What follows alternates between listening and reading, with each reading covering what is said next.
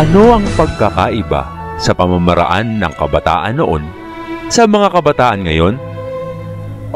Noon, kapag ang isang binata ay may nakilala at kanyang napusuan, isang masusing proseso ng panliligaw ang magaganap.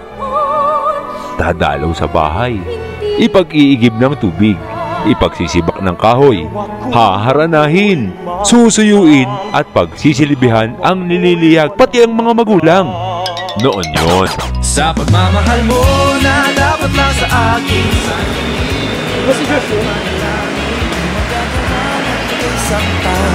Dahil ikaw ang number one ko. Pagmamahal ko, iyahin ko sa'yo. Josh! Uy! Kamusta na? Malapit na sunduan na. Sigurado, nandun ka na naman at ang mga kilig songs mo. Ayun nga eh. Kulang kasi ako ngayon 2015. Wala kasi yung dati yung kapartner eh. Lagi na lamang naiisip ka.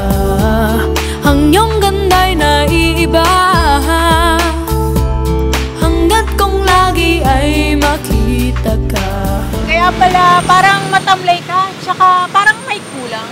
Francis, ano nga bang magandang gawin? Parang hulog ng langit. Alam ko na kung sino pwede yung makapartner. Ayun no.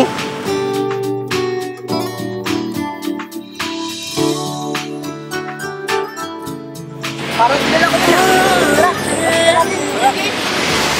Mula nang makilala ka. Ay Josh, ang pogi at ang ganda naman ang kasama mo. Siya nga pala sina Ate Rosel at si Kuya Francis. Ang reigning Binibini at Ginoong Dasmariñas. Wow, idol! Gusto ko maging katulad ni Ate Rochelle. Panalo na ang ganda, mausay pang rumampa. Kung may tip ako sa'yo para mas mahasa ka pa sa pagrampa, makakapagsuot ka pa ng magagandang gown. Sumama ka sa sunduan. Sunduan? Ano po yun? Isa to sa pinakamagandang tradisyon. Ate Rosel, Kuya Francis, paki-explain nga po kay Thea. Katulad noong unang panahon, sinusundo ng mga binata ang mga dalaga mula sa kanilang tahanan at sila ay sinasamahan para mamasyal sa plaza. Bida ang mga kalalakihan dito kasi naipapakita nila ang pagiging mabait, mapagkalinga at maginoo.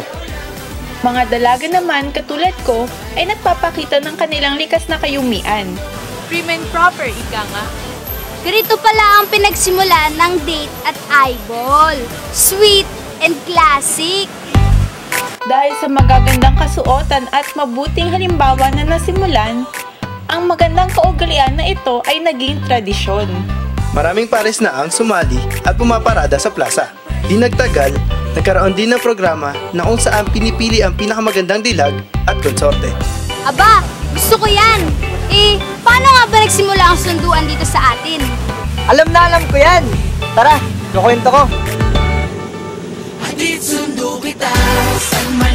Mula pa noong 2003, sa panahon ng panunungkulan ni dating Mayor at ngayong Congressman P.D. Barzaga hanggang sa kasalukuyan, tuwing buwan ng Mayo, sa pangunguna ni Mayor Jenny Barzaga, ginaganap ang sunduan dito sa Dasmariñas City.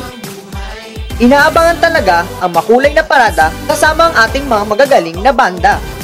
Kumikinang ang ganda ng mga dalaga mula sa iba't ibang barangay. May mga artista din tayo na sumasama sa parada. At syempre, pagdating sa postura at paglakad sa rampa, kasama dyan ang mga lokal na opisyal. Katuwang lagi ng lokal na pamahalaan ang KDBM o Kababaihan ng Dasmariñas sa bagong milenyo. Nandyan din palagi ang mga damit na dinisenyo ng sikat na si Maestro de Cavite, Ramon Santiago. Ang mga mahuhusay na designer sa ating lungsod ay nabigyan din ng pagkakataong magpasikat at maipakita ang kanilang mga disenyo. Suot ito ng mga binibini at kasali sa sunduan. Gustong-gusto ko rin ang mga kanta at makulay na programa. Pinaka-inaabangan ang pagkokorona sa mapipiling Ginoo at binibining sunduan. May saya, ganda at kilig. Kaya naman, ang sunduan ay inaabangan at tinatangkilik. Salamat sa tunay na lakambini at lakan ng ating lungsod, sina Mayor Jenny at Congressman PD. Aba, alam na alam mo ah! Siyempre, kasama lagi si Josh yung mga production numbers. Kaya lang, this year, wala siyang kaduet, wala rin siyang kapartner. Problema ba yan? Parehas naman tayong singer. Pwede mo ako makaduet at ka-partner. Basta, sunduin niyo lang ako ha. At ipagpaalam sa aking mother and father. Oh, ano pa inaantay natin? Maghanap na ng magandang susuotin. Ang mga kanta at sayaw ay paghandaan. Pinaka-importante, panatilihin natin ang ating natatanging kaugalian. At ipaalala ang magandang tradisyon sa mga kabataan. Tara nang magsunduan!